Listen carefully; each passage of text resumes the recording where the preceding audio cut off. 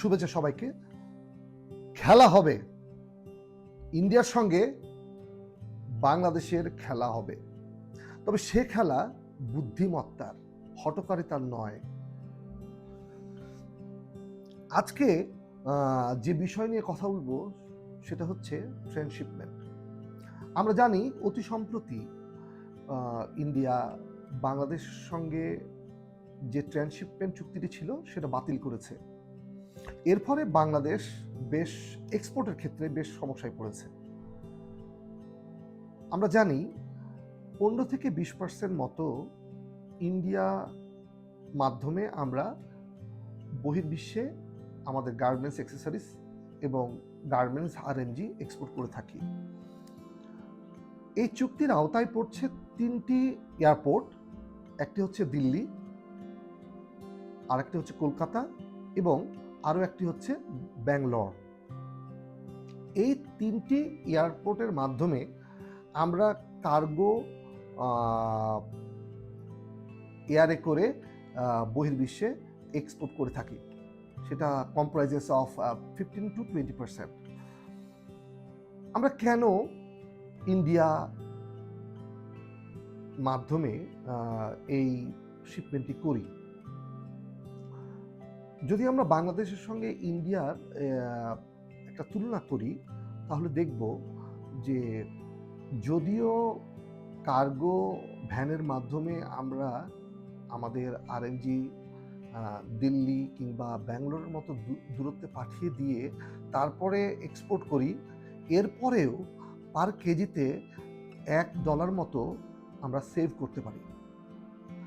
বাংলাদেশে আমরা যদি হজরত শাহজালাল এয়ারপোর্ট থেকে এই কার্গো ফ্যাসিলিটিটা নিই তাহলে দেখব যে আমাদের যে ফ্রেট সেটা অনেক বেশি পড়ে যায়, সেটা ফিজিবল হয় না।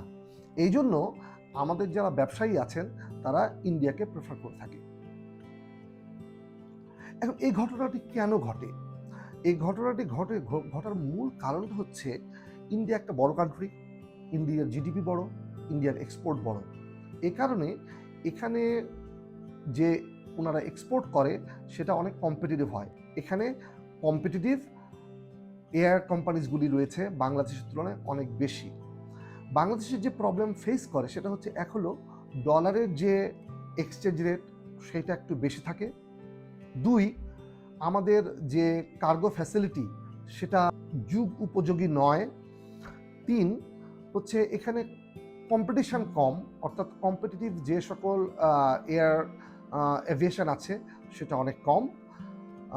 আরেকটি হচ্ছে যে আমাদের যে হ্যান্ডলিং ফ্যাসিলিটি সেটা পর্যাপ্ত নয়।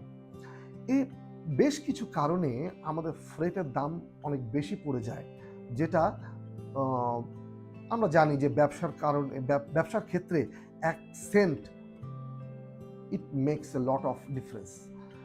এবার আসি কি পরিমাণ আসলে আমরা ইন্ডিয়ার মাধ্যমে এক্সপোর্ট করি। আমি আগেই বলেছি 15 থেকে 20%, অর্থাৎ 40,000 থেকে 45,000 মেট্রিক টন মতো আমরা ইন্ডিয়ার মাধ্যমে এক্সপোর্ট করি। আমাদের টোটাল এক্সপোর্ট এয়ারবর্ন এক্সপোর্ট হচ্ছে প্রায় 2 লক্ষ মেট্রিক টন। এটা যদি আমরা ডলারের অঙ্কে বলি তাহলে এটা প্রায় $500 মিলিয়ন মতো পড়ে যায়। So it's a lot of money. তো এইটা নিঃসন্দেহে বাংলাদেশের জন্য একটা ধাক্কা। বাট একই সঙ্গে আমাদেরকে এটাও উপলব্ধি করতে হবে যে একটা অন্য রাষ্ট্রের ওপর পুরোপুরি ডিপেন্ডেন্ট হওয়া কিন্তু নিঃসন্দেহে খুব চিন্তার বিষয়, বিশেষ করে যখন it's all about your export এবং আপনার এটা সরাসরি আপনার বায়ারের সঙ্গে আপনার একটা সম্পর্কের ব্যাপার হয়ে দাঁড়ায়।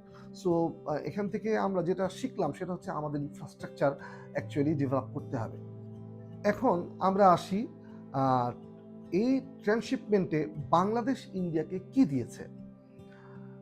যদি আমরা দেখি তাহলে বাংলাদেশ প্রায় সবকিছুই ইন্ডিয়াকে দিয়েছে। Road, rail, riverine path and ports, এই সবগুলি ফ্যাসিলিটি কিন্তু ইন্ডিয়া বর্তমানে বাংলাদেশের কাছ থেকে পেয়েছে। যদিও আমরা পরিসংখ্যান কত বা টাকার অঙ্কে এটা কত এখনো জানি না, বাট এটা একটা বেশ সাইজেবল অ্যামাউন্ট বলেই আমরা পেপার বা পত্রিকাতে দেখেছি। কেউ যদি আমাকে জিজ্ঞেস করে যে এই মুহূর্তে আসলে রিসিপ্রোকেটিভ কোনো মেজার নেওয়া ঠিক হবে কি না, আমি বলবো এটা কখনোই ঠিক হবে না। আপনারা যদি বহির্বিশ্বে দেখেন, যদি ইউরোপে দেখেন, কানাডা, ইউএসএ দেখেন, দেখবেন যে ওখানে ট্রান্সশিপমেন্ট কিন্তু হচ্ছে এবং এখানে যে সকল পার্টি ইনভলভ তারা কিন্তু সবাই কিন্তু এখান থেকে রেভিনিউ জেনারেট করছে। যদি আমরা পানামা সুয়েজ খালের দিকে দেখি, একই অবস্থায় দেখব। আমরা যদি মিশরের সুয়েজ খাল দেখি, একই অবস্থায় দেখব। সো এখানে কিন্তু সবই ট্রান্সশিপমেন্ট হচ্ছে এবং এখান থেকে প্রচুর পরিমাণে রেভিনিউ জেনারেট করা সম্ভব। ঠিক আমি একই কথাতেই বলবো যে আমরা রিসিপ্রোকেটিভ, অর্থাৎ ইন্ডিয়া আমার ওপরে স্যাংশন দিল বলে আমিও দিব, এরকম না করে let us B practical. What we need to do is, আমরা যে ট্যারিফ ট্রান্সশিপমেন্টের যে ট্যারিফ ঠিক করেছি সেটা বাস্তবসম্মত করতে হবে এবং ইন্ডিয়াকে এই ট্রান্সশিপমেন্ট যেন ইন্ডিয়া ব্যবহার করে সেই জন্য উদ্বুদ্ধ করতে হবে একটা বস্তুনিষ্ঠ ট্যারিফের মাধ্যমে। আমরা চাই ইন্ডিয়া আরও বেশি বেশি ট্রান্সশিপমেন্ট বাংলাদেশে ব্যবহার করুক, ট্রানজিট ব্যবহার করুক। এতে বাংলাদেশের প্রচুর পরিমাণে রেভিনিউ জেনারেট হবে এবং এটা বাংলাদেশের অর্থনীতিতে সরাসরি যোগ হবে। দেখেন, স্যাংশন, রিসিপ্রোকেটিভ যে সকল মেজার আছে এগুলো আপনি নিতে থাকবেন, কিন্তু এটা আপনার অর্থনীতিকে বারবার কিন্তু আঘাত করবে, যেটা আমরা ইউএসের ক্ষেত্রে দেখছি। চায়না এবং ইউএসের যে ট্যারিফ ওয়ার চলছে এটা কিন্তু খুব সাংঘাতিক। সো এখানে আমাদেরকে কিছুটা বুদ্ধিমত্তার পরিচয় দিতে হবে। ইন্ডিয়া করেছে, ইটস ওকে, বাট আমাকেও যে একই জিনিস করতে হবে এটা কিন্তু কোনো মানে নেই। এখন আমরা অল্টারনেট কি বুদ্ধি করতে পারি? আমরা যেটা করতে পারি, আমরা এই এয়ারবর্ন যে এক্সপোর্ট আছে সেটাকে বাংলাদেশের ইনফ্রাস্ট্রাকচার ডেভেলপ করতে পারি। অর্থাৎ হযরত শাহজালাল বিমানবন্দর একটি বিমানবন্দর কখনো এটা পারবে না। সো এটা সিলেট এবং চিটাগং ইন্টারন্যাশনাল এয়ারপোর্টের মধ্যে ভাগ করে দিয়ে এটার একটা সমাধানের দিকে যেতে পারি। যদিও এটা একদিন দুদিনে হবে না, it will take time, but এই ঘটনা যেতে পারে। সাইড বাই সাইড কিন্তু আমাদেরকে ইন্ডিয়ার সঙ্গে একটা নেগোসিয়েশনে যেতে হবে, আমাদেরকে ওদের সঙ্গে নেগোসিয়েশন চালিয়ে যেতে হবে। আরেকটা জিনিস আমাদেরকে মনে রাখতে হবে, ইন্ডিয়ার কিন্তু একটা বড় অংশ হচ্ছে যেমন রেমিটেন্স, এটা বাংলাদেশ থেকে ইন্ডিয়া প্রায় 8 থেকে 10 বিলিয়ন ইউএস ডলার। এটা কিন্তু মূলত লিগ্যাল এবং ইলিগ্যাল এমপ্লয়ীদের মাধ্যমে কিন্তু ওরা এই রেমিটেন্সটা পেয়ে থাকে।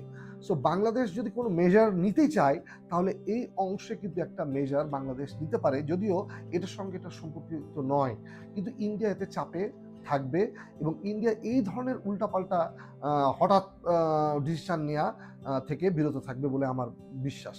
পরিশেষে আপনাদেরকে সবাইকে আমি বলবো, মার্চ ফর গাজায় আজকে 3টা থেকে শুরু হতে যাচ্ছে, আমিও যাচ্ছি, আপনারাও থাকবেন বলে আমি বিশ্বাস করি। Let us go and fight together for Gaza.